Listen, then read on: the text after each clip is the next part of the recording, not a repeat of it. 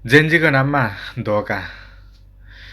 Gen Z आन्दोलनमा देशको निम्ति बलिदान दिनुभएको साथीहरूको बलिदान व्यर्थै गएको छ। तपाईँहरू आफै विचार गर्नुहोस् न, यो सरकार कसको इसारामा चलेको छ?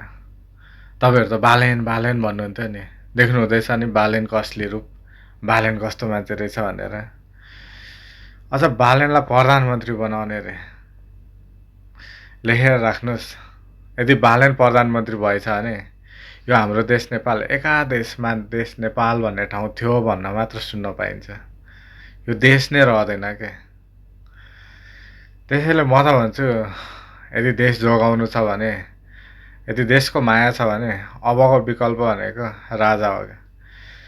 राजाले बाहेक यो देशलाई कसैले जोगाउन सक्दैन। यो जनतालाई जुन मिलाएर राख्नुहुन्छ नि, त्यो राजाले बाहेक कसैले मिलाएर राख्न सक्दैन। लेखेर राख्नुहोस्। तपाईँ आफै यसो विचार गर्नुहोस् त, देश कसको इसारामा चलिरहेछ अहिले? अहिलेको सरकार कसको इसारामा नाचिरहेछ? अहिलेको जति पनि सरकार छ सबै बालेनको इसारामा नाचिरहेछ। सबै बालेनको एक इसाराको भरमा सरकार बनिरहेको छ। यो सब बालेनको खेल हो, र पनि तपाईँहरू बुझ्नुहुन्न। त्यसैले अब राजा ल्याउन ढिलो नगरौँ।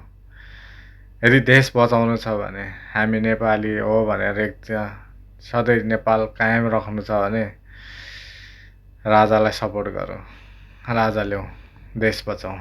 जय राजतन्त्र।